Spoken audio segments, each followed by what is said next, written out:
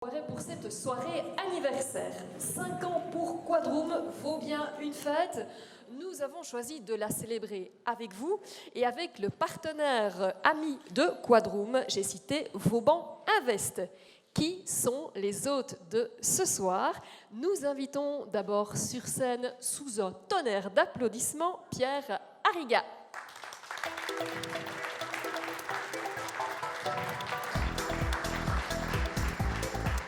Ça fonctionne. Bonjour Pierre. Bonjour Nathalie. Alors quand on fête un anniversaire, Pierre, ça ne rate pas. Eh bien, on en revient toujours à parler du petit, à parler de la naissance du petit. Alors, qui a créé Quadroom il y a 5 ans? 3 conseillers en placement qui ont eu cette initiative, première cotation en 2013. Donc il s'agit de Dimitri Lecormans, Didier Aymon et David Bouchat. Sur base de quelle idée précise? Très simple, offrir du solide. En fait, on a vécu quoi? 4 crashs boursiers sur 10 ans de temps, créant un marché extrêmement erratique, une ambiance, une atmosphère de risque permanent pour les investisseurs. Et donc l'idée ici, c'est de revenir back to basics, du solide, du costaud, du tangible. Qu'est-ce qui peut être à la fois solide, durable, dont la valeur progresse dans le temps, qu'un marché boursier ne peut détruire ou démolir? L'immobilier, tout simplement. C'est vrai qu'on en a un petit peu ras-le-bol de mettre nos sous, nos économies dans des placements qui vont on ne sait où. Moi, je préfère investir dans les briques, dans une maison, parce qu'une maison, ça ne déménage pas au Panama, par exemple. Hein. Destination choisie tout à fait au hasard. On est bien d'accord. Non, en effet, ça ne déménage pas au Panama. Et nous non plus, je vous rassure, Nathalie. Donc, en effet, pour nous, investir dans le tangible, de quoi s'agit-il? C'est très simple. Je dirais de soit, nous faisons l'acquisition de terrains sur lesquels nous allons, bien entendu, obtenir des permis de construction pour réaliser les dites constructions et revendre les unités ensuite. Soit nous allons acheter un bien existant, l'optimiser, le rénover, le transformer avant, à nouveau, de le revendre, le bénéfice étant partagé avec nos souscripteurs. Et tout ça suffit à expliquer votre évolution du fonds en escalier? Oui, en effet, ce sont des revalorisations successives et donc nous ne pouvons évidemment pas, comme d'autres peut-être types d'investissements, donner une progression qui soit linéaire. C'est quasiment impossible en matière immobilière. Et alors, on entend dire partout ce soir, hein, j'ai laissé traîner mes oreilles, Oui. 5 ans, 5%, c'est vrai ça? Non seulement c'est vrai, mais en plus c'est audité et c'est tout à fait officiel. Donc concrètement, un de nos premiers clients qui à l'époque aurait investi 100 se retrouverait aujourd'hui avec un patrimoine de 126, 5 ans plus tard, à savoir un taux net annuel de 5%.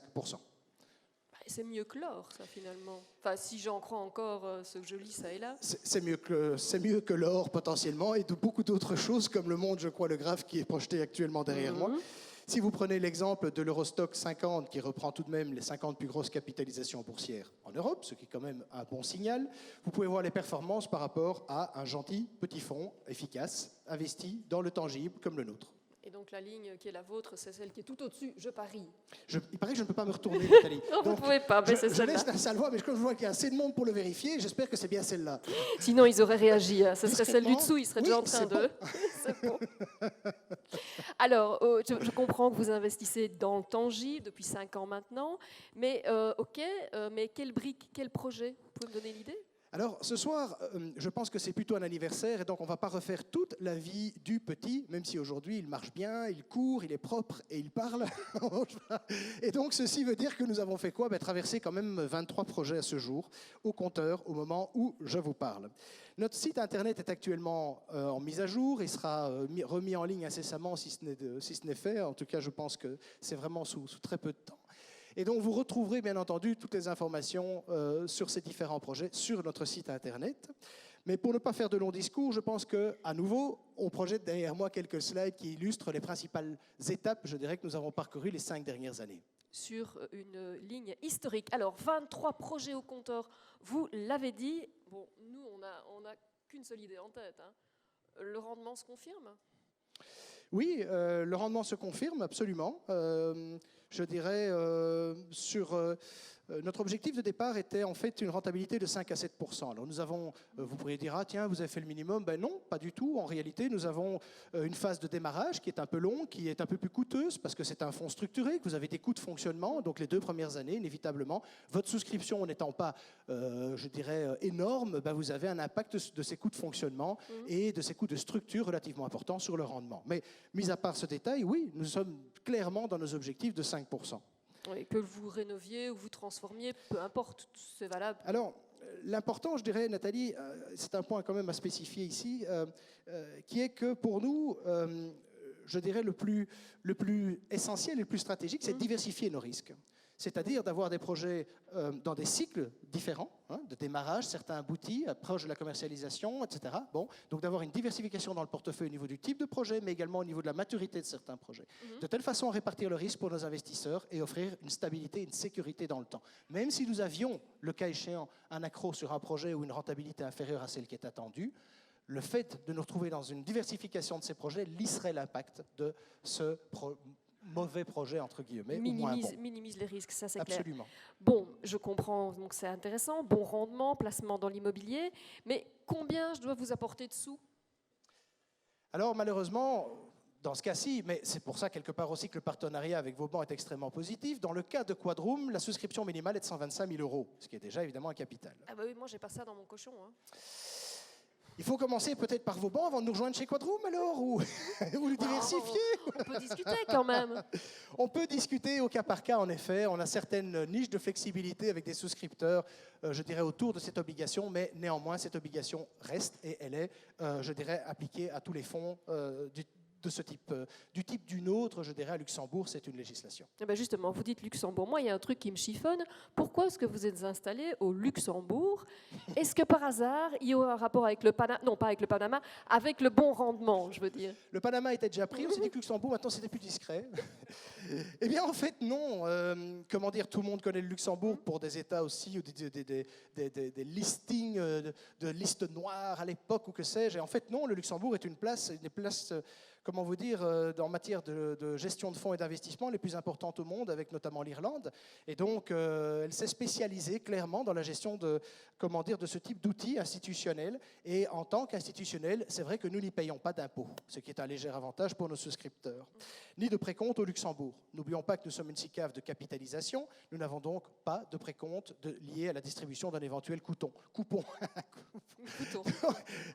Il y avait crouton aussi, mais j'ai coupé, j'ai pris entre les deux.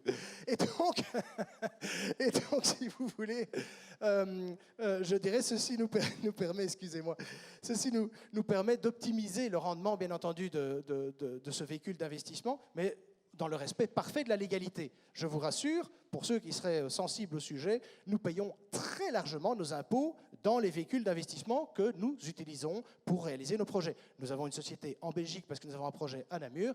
Il va de soi que cette société sera imposée au taux normal, habituel en Belgique, déclaré, etc., dans les règles, bien entendu. Ça n'a absolument rien à voir. C'est la structure fêtière qui est dans une zone de professionnalisation d'investissement qu'est le Luxembourg. Qui est assez reconnu évidemment dans le domaine. Alors c'est non seulement légal, mais c'est aussi très très contrôlé. Oui, c'est très très contrôlé. Oui, ça ne va pas l'air de vous amuser évidemment. Mais... C'est-à-dire que pour nous, c'est parfois un peu contraignant. Bah oui, mais nous investisseurs, si vous permettez, ça nous rassure quand même. Alors en effet, je dirais en toute honnêteté, le Luxembourg nous permet d'investir directement dans des projets sans passer par des mécanismes d'obligations, d'actions d'autres sociétés, de certificats, de que sais-je. Bon, c'est un des gros avantages. Néanmoins, nous sommes soumis à ce que nous appelons la quadrature et je sais aussi de source sûre que vous aurez un slide que je ne peux pas regarder, mais qui sera bientôt là s'il n'y est pas, qui va vous montrer ce que c'est la quadrature. Et chez nous, en fait, c'est une quadruple contrainte à laquelle nous sommes soumis en matière de gestion de ce fonds. Nous sommes donc très très loin d'être libres de faire ce que nous semble bon. Pourquoi? Parce que nous avons l'organe de contrôle étatique, la CSSF, qui est l'équivalent de notre commission bancaire en Belgique, l'administration centrale, la banque dépositeur et l'auditeur externe. Et donc chaque année, nous avons des rapports d'audit de tous les projets, de toutes les sociétés avec des valorisations faites par réviseurs, etc. Donc notre cotation n'est pas du tout aléatoire et n'est pas le fruit, je dirais, de notre imagination. Ça rigole pas. Alors, on comprend dans ce que vous nous expliquez que vos valeurs, c'est la transparence, ça c'est clairement démontré, mais aussi le côté durable, dans un premier sens, qui est le côté durable, tangible des choses, Tout à fait. pérennes. Mais vous avez aussi un deuxième sens à durable. Mais c'est-à-dire que durable, en effet, la première signification est clairement par rapport au tangible et à la solidité. Le second élément pour nous maintenant, c'est de nous inscrire dans la logique écologique qu'on vit aujourd'hui tous les jours, puisque ce sont maintenant nos enfants qui vont le jeudi après-midi et plus seulement le mercredi après-midi manifester dans les rues. Donc ils prennent des congés supplémentaires pour, je dirais même, forcer la main au monde adulte et politique d'une prise de conscience d'un problème écologique majeur, et bien souvent on a critiqué, je dirais, le secteur immobilier pour des raisons de ce type-là. Et donc c'est une prise de conscience qui est très importante pour nous au niveau de nos investissements. Oui. Bon, d'accord, c'est tendance, mais pourquoi vous allez là-dedans? Vous avez quand même une philosophie qui vous conduit vers cela, qui vous amène à cela. C'est-à-dire que ce vent novateur nous a été apporté par David Bouchat, qui est présent ici dans la salle et qui est donc un administrateur commun au Fonds Quadroom et à Vauban Invest, et qui est revenu avec ce concept de coopérative centrée, je dirais, Gontran vous en parlera dans un instant, mais beaucoup plus au niveau justement de cette vision écologique et de ce respect de l'environnement, et ça nous a beaucoup plu. D'où un partenariat, je crois, très efficace. Dont on parlera tout à l'heure. Alors, voilà. vous l'avez dit, hein, on s'inscrit dans une volonté d'économie circulaire, mais qu'est-ce que c'est encore que ce machin? Eh bien, moi, je me suis renseignée, j'ai été voir un grand précurseur dans le domaine de l'économie circulaire, grand pédagogue aussi, il s'appelle Nicolas Hulot. Il nous explique ce que c'est que l'économie circulaire. On regarde. Économie circulaire, peut-on faire mieux avec moins de ressources naturelles? Notre consommation de ressources naturelles, pétrole, gaz naturel, minerais, bois, eau, ressources alimentaires par exemple, a fortement augmenté depuis une cinquantaine d'années, du fait de nos modes de production et de consommation. À terme, certaines ressources sont vouées à disparaître. Or, comme nous les transformons en produits destinés à être utilisés puis jetés, la quantité de déchets augmente elle aussi. Chaque année, nous produisons en France 345 millions de tonnes de déchets, dont 70% sont issus du bâtiment. Et même si nous faisons beaucoup d'efforts pour les gérer, notamment en développant le tri et le recyclage, leur traitement, enfouissement dans les sols ou incinération, est souvent coûteux, polluant et ne valorise pas suffisamment la matière. Dans la nature, il n'y a pas de déchets. Tout est réutilisé. Sur ce modèle, l'économie circulaire vise à faire en sorte que tous les produits que nous utilisons restent idéalement des ressources, plutôt que de devenir des déchets. C'est pourquoi l'économie circulaire est fondée sur un système de boucles. Pour les bâtiments et les produits manufacturés, la boucle repose sur le principe de l'éco-conception, qui consiste à prévoir dès la fabrication des produits la possibilité de les réparer et ou de réutiliser les matériaux qui les composent, notamment en facilitant leur désassemblage et en limitant au maximum leur toxicité. Par exemple, on peut concevoir un bâtiment comme une banque de matériaux. Pour éviter qu'ils finissent en gravat, on les valorisera pour construire d'autres bâtiments. Pour les matières biologiques, comme les produits alimentaires, la boucle consiste d'abord à réduire le gaspillage, puis à transformer les restes en engrais de qualité grâce au compostage. Les agriculteurs pourront ainsi s'en servir pour leur culture. Cependant, l'économie circulaire ne se limite pas à réduire l'impact négatif de l'activité humaine sur l'environnement et la santé. Elle vise également à faire en sorte que celle-ci ait un impact positif. Par exemple, certaines moquettes sont déjà conçues pour purifier l'air, tandis que des lessives sont capables d'assainir l'eau. Enfin, en étant plusieurs à utiliser les mêmes produits, on optimise leur usage, ce qui permet de consommer moins de ressources. Une perceuse, par exemple, conçue pour fonctionner des dizaines d'heures, n'a généralement utilisé que 10 à 12 minutes au total. Alors, autant la partager. Préparer l'avenir est à la portée de nous tous dès aujourd'hui, en privilégiant des produits réparables, démontables, réutilisables et non toxiques. On participe à l'économie circulaire. Alors moi j'ai pris plein de notes évidemment, j'ai enfin compris ce que c'était l'économie circulaire, rien ne se perd, tout se recycle, circuit court, réduction des émissions de CO2. Voilà, elle recommençait à me l'expliquer. J'ai compris, c'est bon, on a compris. Voilà. Alors, je me pose quand même une question, Pierre, c'est que j'ai bien compris ce que ça voulait dire en gros, hein, mais vous, pour la construction, ça veut dire que vous récupérez les vieilles briques des châteaux, vous les nettoyez avec une brosse à dents, et puis vous en faites des maisons contemporaines? Ça se passe comment? Les co-constructions, c'est pour quoi? ça qu'on a invité autant de monde ce soir d'ailleurs. Les brosses pour à dents sont dans les sacs. Voilà. Allez les chercher. Et on va tous assurer le rendement à venir de Quadroom pour les 5 prochaines années. Bon, c'est pas tout à fait aussi simple, et on a l'habitude évidemment de laisser les briques sur les murs et de les sabler directement sur place. Ça nous donne certaines économies. Mais je dirais, cette philosophie est clairement illustrée par un projet, je crois à nouveau que vous avez le slide derrière moi, qui est à une dizaine de kilomètres d'ici et qui clairement est donc réalisé avec Vauban Invest à Jambes, en bord de Meuse, et qui clairement illustre parfaitement cette philosophie de réhabilitation donc d'un hall industriel pour y faire des appartements, lofts de standing. Et donc on est vraiment dans cet esprit de plus-value créée et d'optimisation énergétique, architecturale, etc., où on passe ici clairement d'un hangar qui n'avait vraiment rien du tout d'attirant et de sexy il y a encore peu de temps, vers une construction qui sera moderne, esthétique et qui vraiment, je dirais, a pour objet d'embellir la zone, clairement. Nous avons également deux projets au Saturbois dont le début des travaux est imminent. Nous avons un troisième dont le permis de bâtir va être déposé, etc., etc. Donc nous nous inscrivons très clairement et de façon volontaire dans cette philosophie. Merci Pierre. Je vous invite à rester avec nous sur cette scène alors que nous allons demander à notre ami Gontran de venir nous retrouver sous vos applaudissements. Toujours.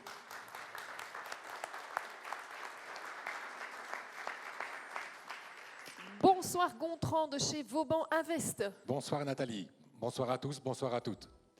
Alors Gontran, est-ce que vous pouvez me dire quel est le lien entre l'homme qui est à ma gauche et l'homme qui est à ma droite, c'est-à-dire entre Quadroom et Vauban Invest? Bien sûr, comme Pierre l'a évoqué, il y a un lien très fort qui relie les deux groupes en la personne de David Bouchat. On ne parle plus que de lui ce soir. Que de lui ce soir, qui est effectivement fondateur, associé et administrateur gérant des deux sociétés. Alors, s'il est vrai que David Bouchat, à l'époque, avait des besoins de rentabilité financière, il avait aussi des valeurs qu'il voulait défendre. Et en voulant défendre ces valeurs, il a rencontré un jour Barbara Barré, cofondatrice de Vauban Invest. Qui est là également. Qui est là également devant nous tout à fait ce soir, donc on pourra les saluer. Et quelque part, ils se sont bien trouvés, ils ne se quittent pas, ce qui fait qu'ils ont décidé de s'associer pour créer Vauban Invest en 2016. Oui, c'est ça, ils se marièrent et ils eurent une coopérative, comme on dit dans les jolis contes. Racontez-moi un peu cette belle histoire entre Barbara et David.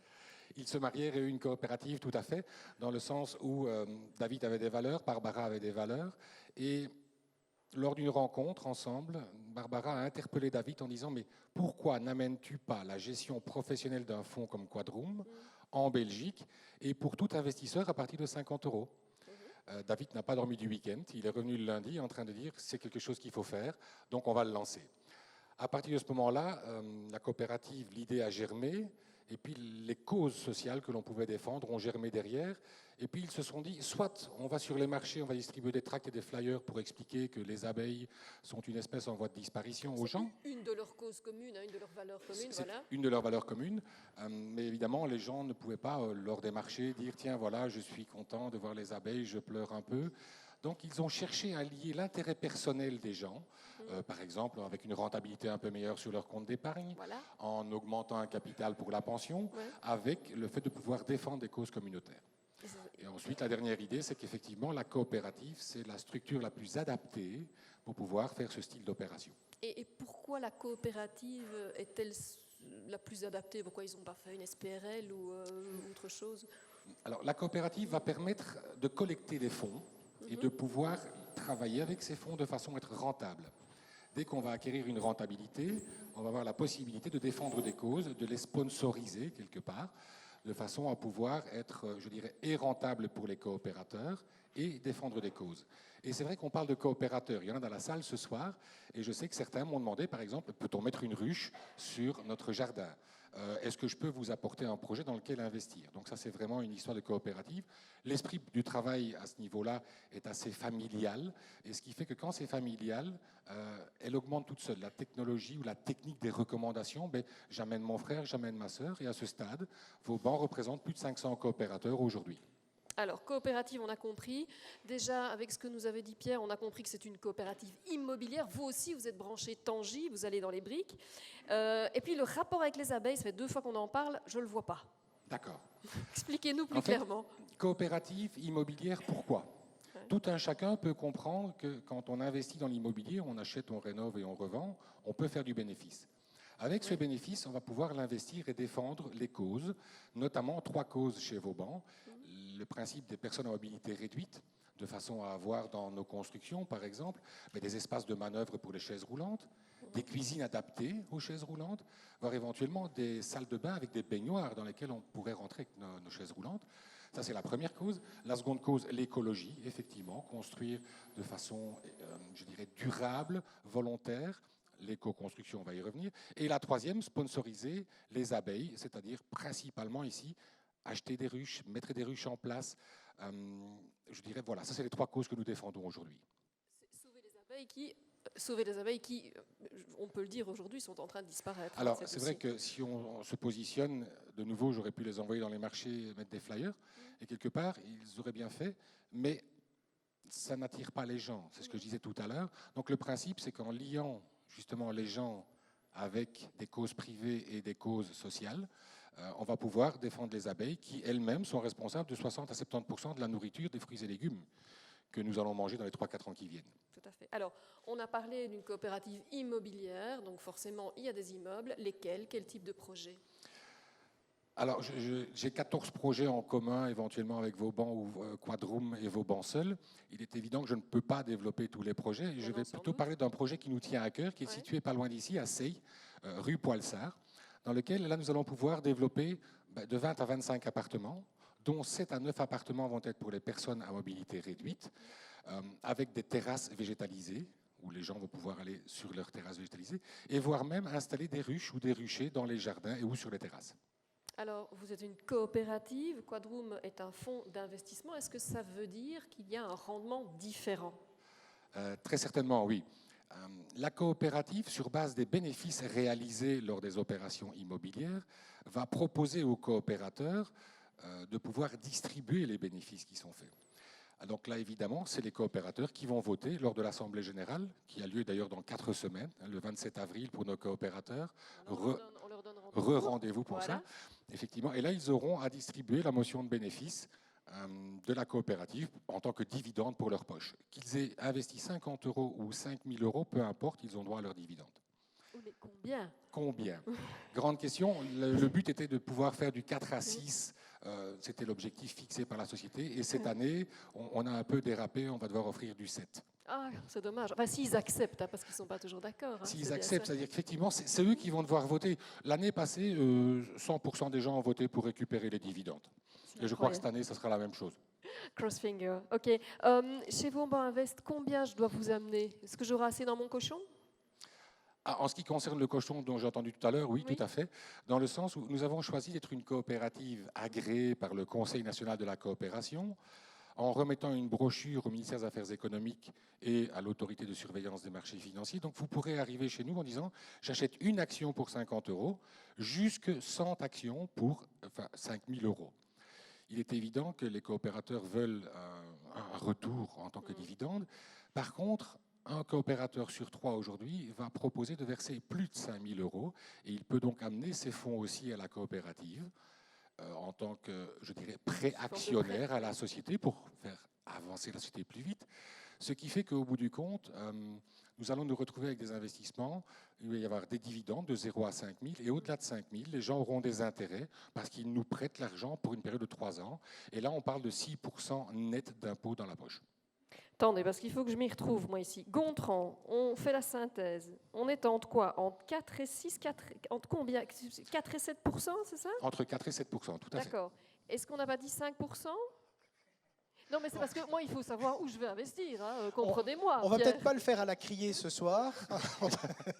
Il y a peut-être 8 au bout à gauche. Milieu. En gros, je dirais que la philosophie d'investissement est très différente dans les deux situations.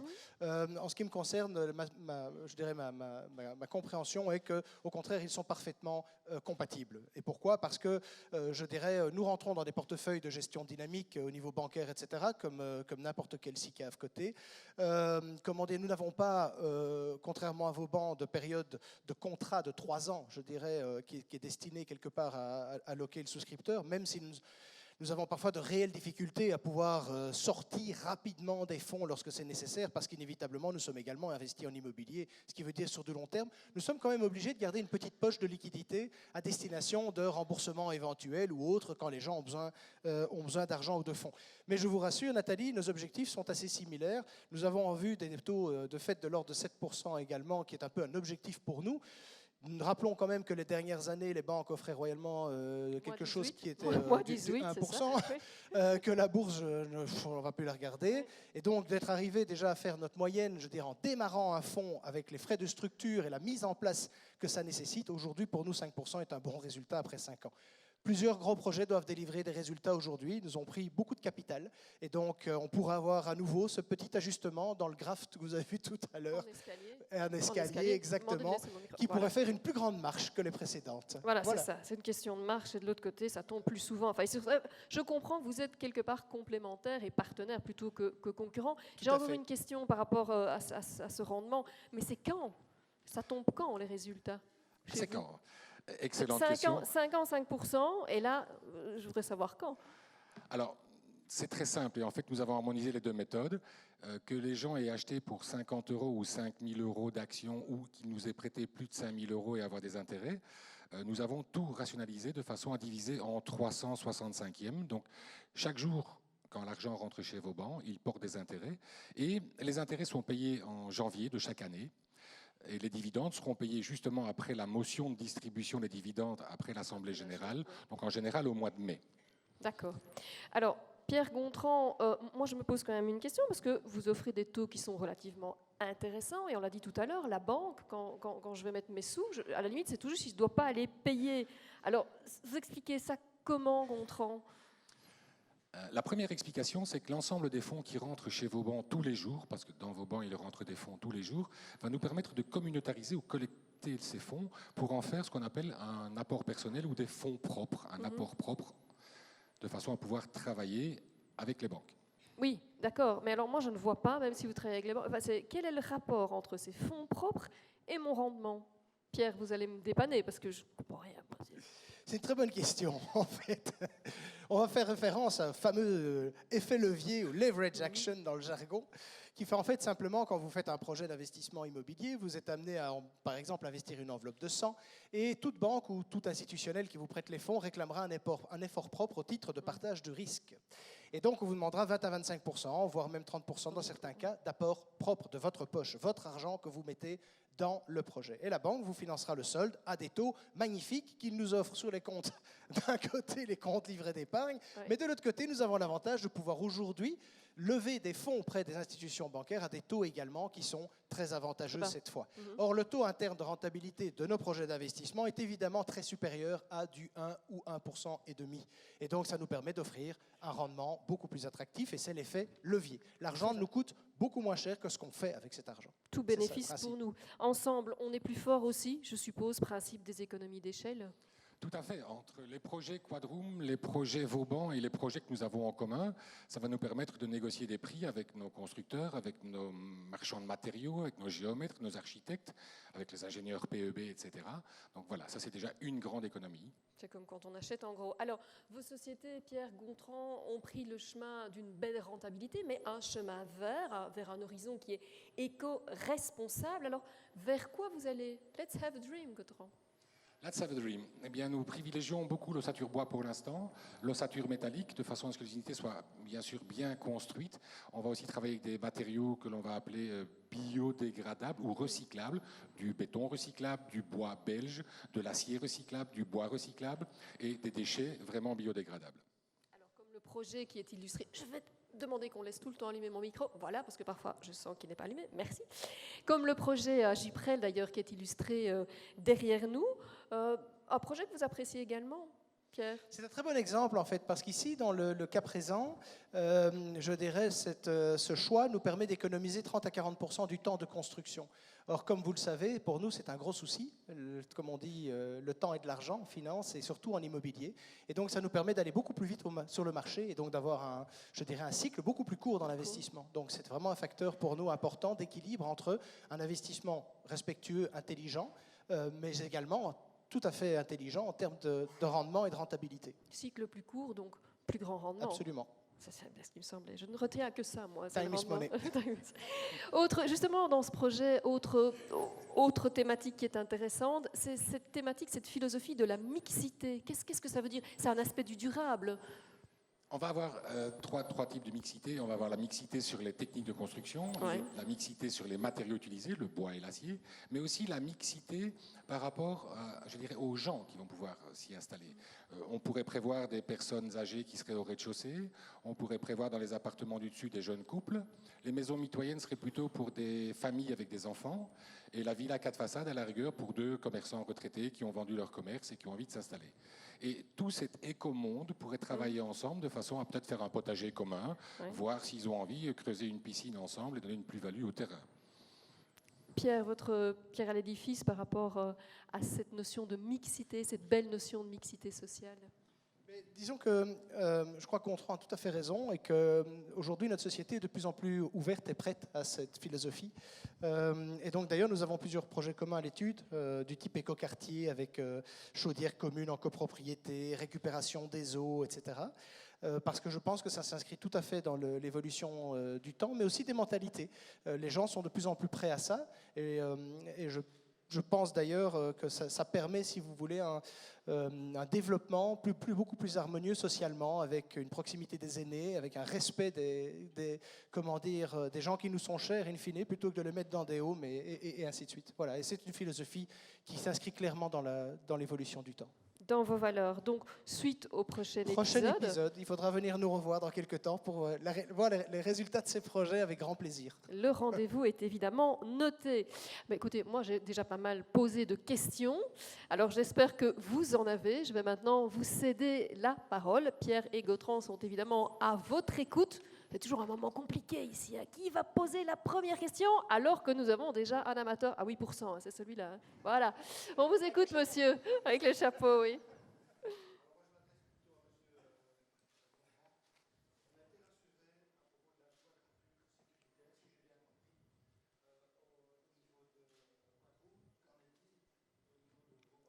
Est-ce que tout le monde a compris? Je vais répéter.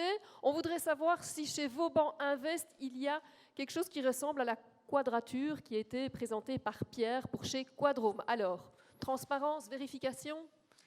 Transparence, vérification. Merci, Monsieur Storm, pour la question. Je vous reconnais bien là, je suis content. C'est un de nos coopérateurs qui la pose. En fait, chez Vauban, il y a, je dirais pas une quadrature, mais les bilans sont forcément publiés et publics. Première chose. Deuxième chose, Vauban, en ayant choisi d'être une coopérative agréée par le Conseil national de la coopération, avoir soumis sa brochure à l'autorité de surveillance des marchés financiers, doit chaque année émettre des rapports. Alors le rapport du FSMA, le rapport du Conseil national de la coopération, qui veulent vérifier qu'est-ce qu'on a fait avec les fonds, est-ce qu'on a donné des avantages aux coopérateurs. Donc tout ça est déjà trois choses, parce que sinon on perdrait l'agrément. Et donc par définition, je dirais, bilan public, le rapport CNC, le rapport FSMA, et de temps en temps, effectivement, le ministère des Affaires économiques qui revient voir si on a bien fait ce que l'on avait dit. Ça nous fait une triple sécurité. Je n'ai pas une quadrature, j'ai un triangle, pour l'instant. C'est pas mal non plus. Voilà, ça doit vous amuser beaucoup également. Est-ce qu'il y a une autre question dans la salle, dans le fond, alors que le micro va arriver jusqu'à vous? Oui, non, ne croyez pas, ici on n'entend rien. Désolé. Voilà. Bonsoir. Je voulais savoir, à partir du moment où on est coopérateur, il semblerait qu'il y ait un système de parrainage. Est-ce que vous avez un système donc d'ambassadeurs qui pourrait justement permettre vous permettre d'avoir encore plus d'investisseurs? On vous écoute. Je vous remercie pour la question. Elle est superbe parce qu'effectivement, nous avons 500 coopérateurs, enfin, plus ou moins 500 coopérateurs aujourd'hui. Et comme je l'ai dit tout à l'heure, un ami amène un ami, un papa amène ses enfants. Et donc, c'est vrai que nous développons aujourd'hui le système d'apporteurs, de coopérateurs, parce que familialement, ça s'y prête. Donc oui, il y a un système qui existe, tout à fait. Alors, on peut appeler ça ambassadeur, on peut appeler ça apporteur, peu importe le thème. C'est qu'aujourd'hui, on va lancer l'opération un coopérateur égale un nouveau coopérateur pour passer de 500 à 1000 personnes tout de suite. Voilà, merci. Question suivante. J'ai vu qu'il y avait 2 questions tout à l'heure, 2 mains qui se levaient à côté de vous, monsieur. Voilà. On vous écoute. Bonsoir. Je voulais savoir s'il y avait des droits d'entrée et ou de sortie. Chez qui? Chez les deux. Chez les deux. OK. On vous écoute et puis on passera la parole à Pierre. Alors, je vais répondre concrètement. Il n'y a pas de droit d'entrée, pas de droit de sortie, pas de frais de garde, pas de frais de gestion, pas de taxes. Il n'y a rien. Aucun frais d'entrée. L'argent qui rentre chez nous est à 100% comptabilisé pour vos dividendes ou vos intérêts. Pas de frais d'ouverture de dossier. Il n'y a même pas de frais d'ouverture de dossier. Je vais vous demander votre micro pour permettre à Pierre de réagir. Sauf que j'ai une réaction ici devant, peut-être? Non? Non. On vous écoute. On vous écoute, Pierre. Donc, il est vrai qu'habituellement, dans les fonds luxembourgeois, vous avez un pourcentage limité en matière de droit d'entrée. Mais le pourcentage est de l'ordre de 1 à 3% maximum. Enfin, c'est très peu de choses. Et il n'y a pas de droit de sortie. Est-ce que nous avons une autre question? Dans le fond, à droite. Voilà, le micro arrive, chemine tout au bout. On vous écoute, monsieur. Bonsoir. 2 petites questions. Est-ce qu'il y a une taxe à l'entrée? Alors, chez qui? À gauche. Pierre, Non. À droite. Bon, on va commencer par Pierre et puis on demandera à De mon Gontran. côté de micro, non, il n'y a pas de taxe. Il n'y a pas de taxe. Pas de taxe à gauche, pas de droit à... Ah oui, Et pas de taxe de ce côté-ci non plus. voilà. La deuxième question, Deuxième quelle question. était-elle? Au niveau sécurité, est-ce la même chose qu'en banque ou en assurance, où on a par tête de pipe 100 000 €? On n'a pas compris la deuxième partie de votre question, monsieur. La garantie bancaire ou la garantie assurance, on a 100 000 € de garantie par tête de pipe. Est-ce que chez vous, c'est la même chose?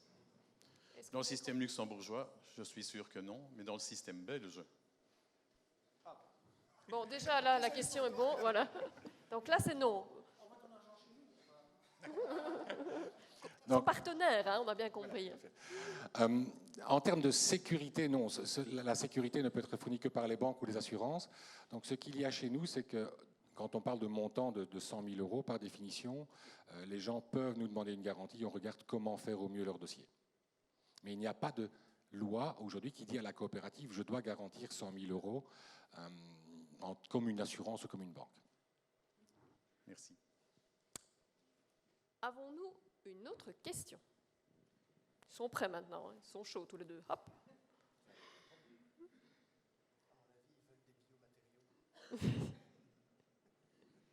Alors, évidemment, les questions que vous avez et que vous n'osez peut-être pas poser pour l'instant, il va de soi qu'elles sont posables par la suite, hein, et même en aparté, et même par email pour le site internet. Ils sont prêts tous à répondre à vos questions. Est-ce que je peux clôturer les questions-réponses? Je pense que oui. Merci à tous, je pense. Enfin, j'ai une espèce de cerveau qui se déplace devant moi, c'est magnifique. On a parlé d'éco-construction. Je vous propose maintenant, parce que c'est l'heure de parler d'éco-gastronomie, encore un nouveau concept que nous allons développer pour vous. Généralement, les produits que nous consommons viennent de loin et sont passés par une multitude d'intermédiaires qui s'occupent chacun d'une ou de plusieurs étapes de production ou de commercialisation. Les circuits courts permettent de réduire le nombre d'intermédiaires et la distance qui sépare le producteur du consommateur. Cela présente des bénéfices environnementaux. En effet, Comme les consommateurs ont davantage de visibilité sur les pratiques des producteurs et qu'ils sont de plus en plus sensibles à la protection de l'environnement, les producteurs d'un circuit court sont incités à adopter des pratiques respectueuses de l'environnement et de la santé, en limitant l'usage de produits polluants, par exemple. De plus, la diminution de la distance réduit la pollution liée au transport des produits. Par ailleurs, développer les circuits courts stimule l'économie locale. En effet, l'objectif des circuits courts est d'utiliser les ressources locales, c'est-à-dire les matières premières, la main-d'œuvre et les savoir-faire présents sur le territoire, afin de maintenir et de créer des emplois locaux dans tous les secteurs d'activité: l'agroalimentaire, l'artisanat, l'horeca ou la construction, par exemple. Mais pourquoi ça marche? D'une part, parce que les différentes catégories de consommateurs, les citoyens, les collectivités, les professionnels et les pouvoirs publics sont de plus en plus demandeurs de produits locaux, que ce soit par conviction, écologique par exemple, ou par intérêt économique. Ainsi, un restaurateur peut mettre en avant le fait qu'il n'utilise que des produits locaux pour attirer des clients. D'autre part, parce que les différents acteurs d'un circuit court étant peu nombreux et proches les uns des autres, ils peuvent facilement créer des partenariats locaux. Cette collaboration facilite les échanges d'idées, notamment pour améliorer la qualité des produits. Elle contribue donc à l'innovation. Par exemple, si un fabricant de meubles est en contact direct avec le fournisseur en bois, ils peuvent réfléchir ensemble au bois le plus adapté pour réaliser une commode. Par ailleurs, collaborer peut permettre d'améliorer la rentabilité. Par exemple, si un producteur de légumes et un producteur de fruits partagent un atelier de transformation, de conservation et de stockage, ils peuvent réduire leurs coûts fixes. Ainsi, les circuits courts constituent une réelle opportunité de développement durable pour l'économie locale. Éco-gastronomie, éco-construction, circuit court, on va vraiment devenir des pros. Mais on n'est pas vraiment venu pour ça. Moi, je pense à la star du jour, mis à part évidemment Pierre et Gontran. Notre star du jour est en fait un top chef, mais un éco-top chef. Alors, qui est Jean-Philippe Watein? On le découvre.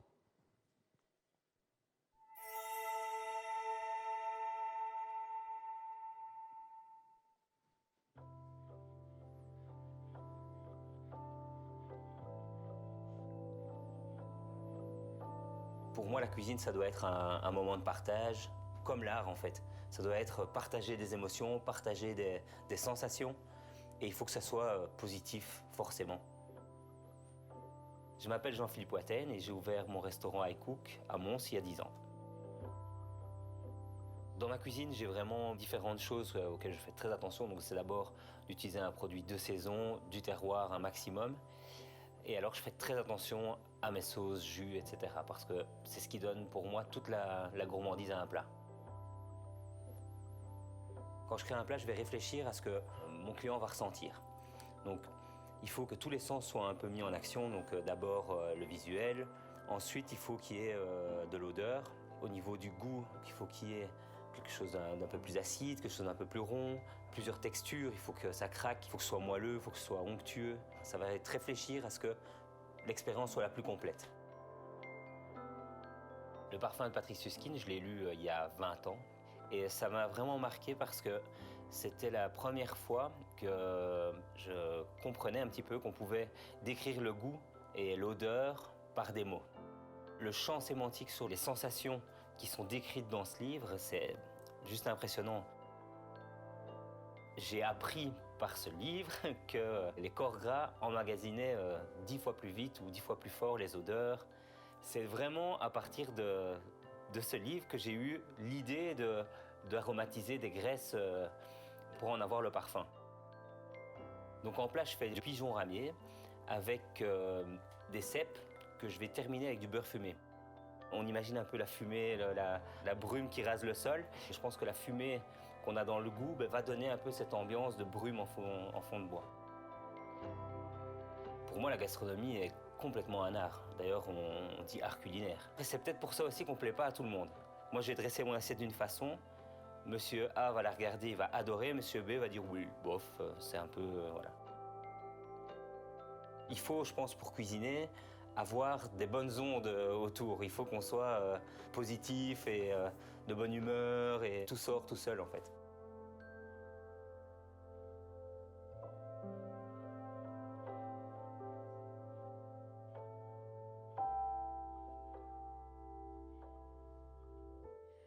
À cette heure-ci, c'est pas humain de nous montrer tout ça. Oh là là. Bon, alors, moi, je suis venue ici pour 2-3 choses très précises. 1, le rendement, hein, ça on avait tous compris. 2, ma raison de vivre. Qu'allons-nous manger ce soir? On regarde. Bonjour à tous, voilà, je suis en tournage avec les ambassadeurs à Liège et ça ne va pas m'empêcher de vous faire un chouette repas. Je vous ai préparé quelques dégustations avec des produits locaux, avec bien sûr des produits de saison, parce que de toute façon quand c'est local, c'est de saison. Et voilà, je serai là tout à l'heure pour vous faire déguster de l'ail des ours, parce que l'ail des ours c'est un produit, on est en pleine saison, c'est un produit sauvage qu'on peut cueillir soi-même. Je vous expliquerai ça tout à l'heure. En attendant, je vous dis quoi? Santé. Bonjour. On peut bien le réécouter encore une fois, ça nous met en appétit. Eh bien écoutez, il ne me reste plus qu'à vous souhaiter un excellent éco-appétit. Pour déguster toutes ces bonnes choses, je vous invite à suivre la lumière pour arriver au paradis des papilles. À très bientôt. Merci.